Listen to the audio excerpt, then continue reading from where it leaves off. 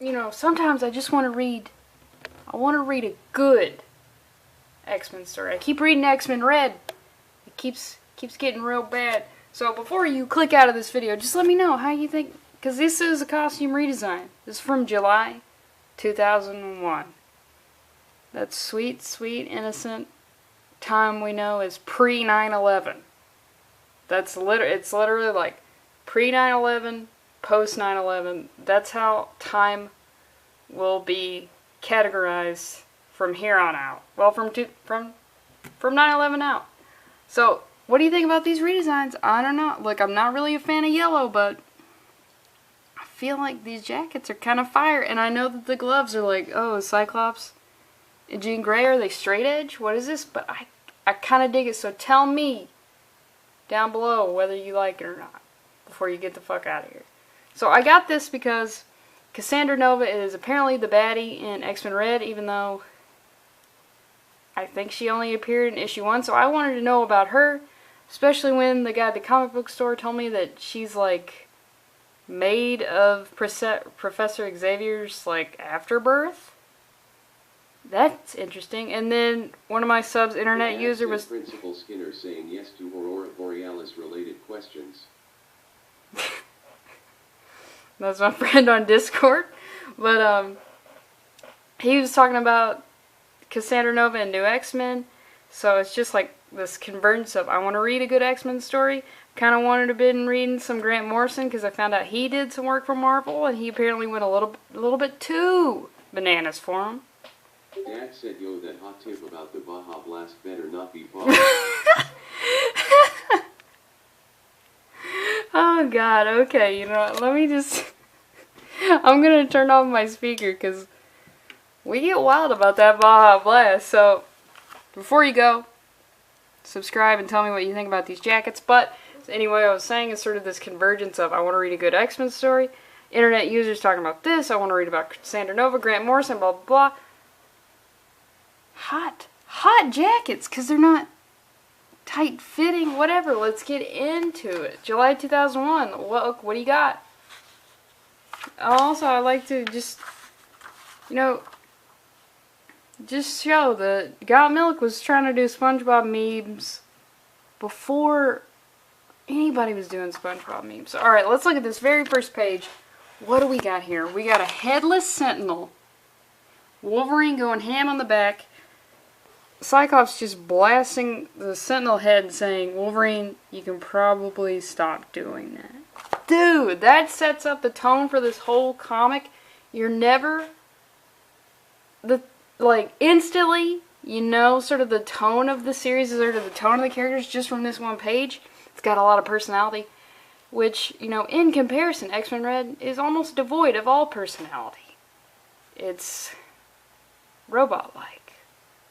But it's devoid of all personality because if you're going to be benevolent, you can't have any personality at all. Because if you have a personality, you're probably going to disagree with someone, and that is not kosher. And then we get to this, where we went from a Sentinel battle to 30,000 years earlier. This is a simulation, just to let you know, we are not time traveling right now. So we see this person and this person. It's Cassandra Nova, and she's showing how the Homo sapiens, the Neanderthals, were replaced by regular Homo sapiens, us, the winning team. And it's just completely brutal. And he says, he's just sort of in awe of it. He's like, there's no evidence to prove that the Neanderthal man was slaughtered. I saw a documentary on TV, and you know what, it's Grant Morrison, he's poking a little fun, but you know what, if I see something in a documentary, I'm just kind of like, I'll just accept it as a fact as long as it sounds plausible, because I don't really want to do any research. So you got me. He got me in 2001 before I was born, but I was like, you know, blissfully ignorant and not watching documentaries. So Grant Morrison, come on, my dude. And Cassandra, she says, television has made you the expert, has it? And you find out that this guy is Mr. Trask, he's the nephew of Bolivar Trask, the dude who invented Sentinel. So that's why she's saving him. And she is saying that more superior mutants are coming. Well, the mutants are already here, right? And they're going to extinguish Homo sapiens. It says, unless we exterminate the mutant germ line. It doesn't even call it a bloodline. Once and for all, humanly as possible. But Miss Nova, I'm only a dentist. So it's just raising questions of like, just what? What is going on? It's super dope. And we see the team lineup here. We got my boy Cyclops. Jean Grey apparently dismantling a monocle or something. Emma Frost just, wearing a coat. Beast going by Henry in this one. He's got a PhD. And Wolverine apparently has the longest claws of all time. And this is the very first issue of Grant Morrison's run. It's 114. 114. I dig the cover. I dig the jackets. And it's called E for Extinction. A is for apple, B is for boy, C is for cat, D is for dog, and E is for extinction, children. Just think about that, just hearing that in like a preschool. That would just bring down the levity of a preschool classroom real quick. And the best thing about reading old comics is you get to see all these shitty ads, and let's just like, boom! The Busteds. Oh, a dumb internet site where you can buy all your skateboarding junk. I hate to break it to everyone, but the Busted's website no longer exists. And also, I guess there was a ghost skater. There's a ghost skater.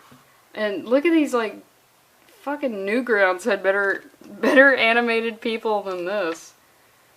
So, I'll skip a couple pages because I guess, but we see Professor Xavier. He is in Cerebra, which is basically a souped up, way more powerful Cerebro.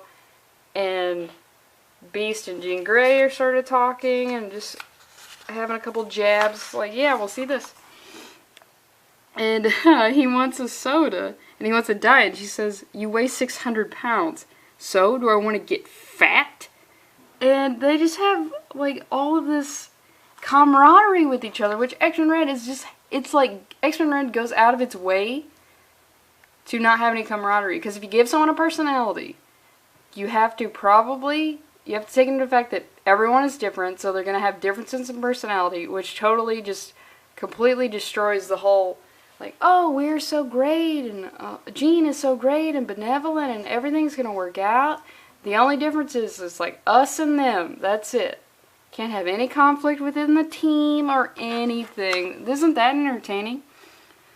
But he says, I suspect my latest beast form is connected to this year's mutant baby boom. So it's implied that Beast has been changing somehow. I mean, I guess it's been in, because this is new X-Men, so I assume it's been leading up to that. And it's just, he's more cat-like now. I mean, he looks like a stud to me. He says, sunspot activity, manic depressive mood swings. I feel like a Hindu sex god, Gene. Man, Grant Morrison is fucking weird. I'm going to write a paper when I relearn how to use a pen. And she comments on the new suit. I'm into it. And the art in this is fucking cool. And then I'm going to skip the next two pages, but it shows Professor Xavier. He's in the Cerebra, and he sees the whole world, and it's lights everywhere. And Jean, he's in like a chamber, and Jean and Beast can also see the lights, and they see like a flash. There's all these new lights, and they keep talking about how even more mutants are popping up now. It's like crazy. Like more mutants than ever before are being born or getting their powers. So it's sort of becoming even a bigger deal than than usual. And Beast sees like this huge bright light, and all the lights are indicative of mutants. So he sees this huge flare, and he's like, what the hell is that? What could that be? And everyone's like, Xavier and Jean are like, what are you talking about? Your eyes are playing tricks on you, dude. Like, shut up. And we see what Scott and Logan were doing. They were rescuing a guy from the Sentinel. And just listen to this dialogue. But hey, enough about my love life. Tell your grandkids you just walked away from a Sentinel attack, bub. That's if it didn't scare you sterile. Dude, Grant Morrison, is he a good writer? I think I read some Green Lantern of his. And I want to read Happy, I just haven't done it yet. And they rescued a guy with 3 phases. Says, so you're the X-Men? And he's like, yeah, we are. I'm Cyclops. I'm Wolverine. And he says, they call me Ugly John, which is totally appropriate. And Scott tells Logan, no smoking. Not everybody has, healing lungs. And he says, I can't help it. I got lit on fire. So, it's just like there's so much personality to this. And he's talking about that must be one of the last Sentinels. Which, I mean, they only made so many, so it's right. And then let me show you this ad. Jesus Christ. Tobacco is wacko. If you're a teen. If you're not a teen, it's not wacko. It's a totally acceptable vice to have. But look at this early 2000s drawing of a kid. We got the spiky hair. We got the stupid sunglasses. Apparently he ate the cigarette, so he's also stupid. People were way more stupid in 2001. He's got like a GER logo. And this kid is so wacko, he doesn't even have any grip tape on his skateboard, dude. Do you know how hard it is to do tricks without any grip tape? You are truly wacko. But tobacco's only wacko if you're a teen. And I feel like because Scott was talking about smoking, they put that ad, it's very deliberate. But then, Ugly John, he says, you guys are all the good-looking beauties, eh? And that's like, I never even thought about that before, about how the X-Men are generally all just very attractive. There's no, like, grotesque-looking mutant. And then they get a call from Professor X, and they want to go in his head. And then we cut back to Cassandra and the Trask guy, the dentist, and he pukes because the simulation is like, ugh. It's just too much to watch cavemen and Homo sapiens just like basically eat each other. And she informs him, she says, did you know your tax dollars help fund a Shadow Sentinel program, Mr. Trask? And you see that they're in a helicopter, and she, of course, answers herself. No, you didn't. No one did. And it's just like, there's stuff going on. All she did in X-Men Red was take the form of an ambassador and get her... She took control of an ambassador and she exploded her head to make it look like Jean did it. This is like... She's got some major stuff going on.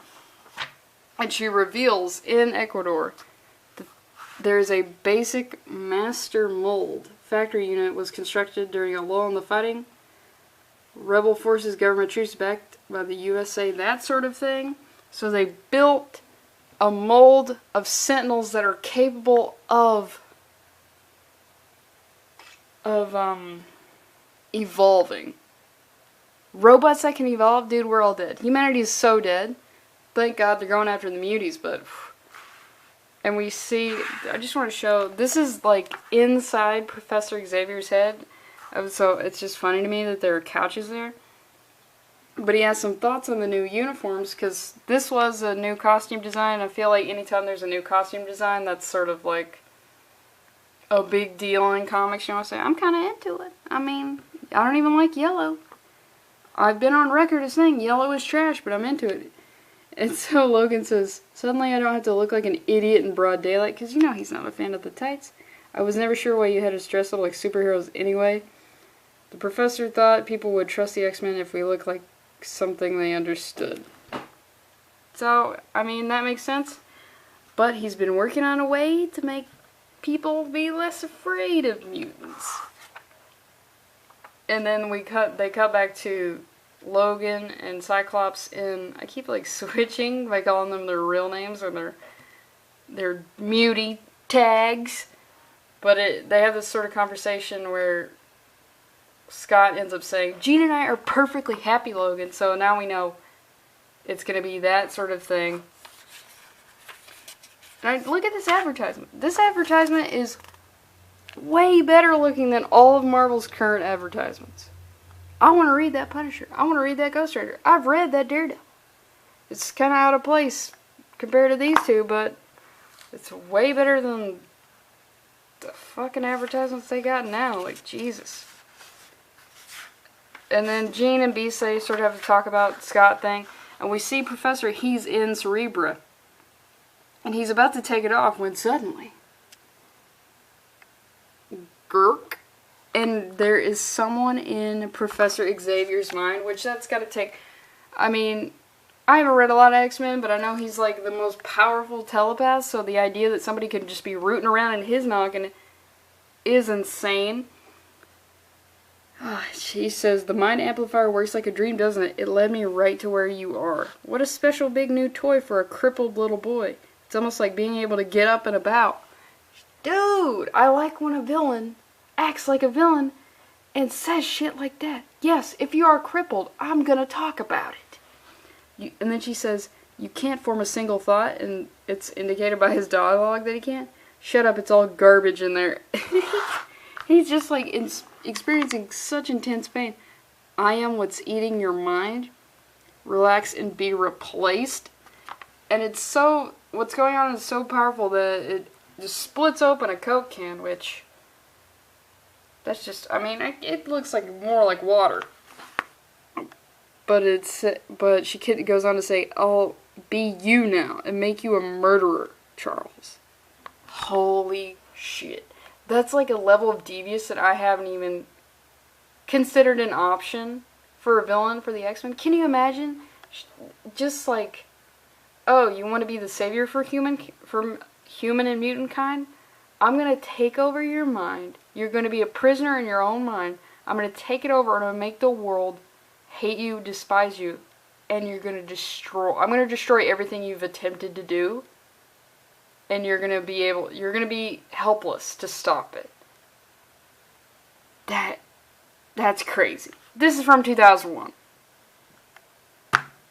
But, you know, Cassandra Nova now, she just, like, makes everybody hate Jean Grey. That's her. Oof. The thought and the hate you thought would never return. Charles's big, ugly secret.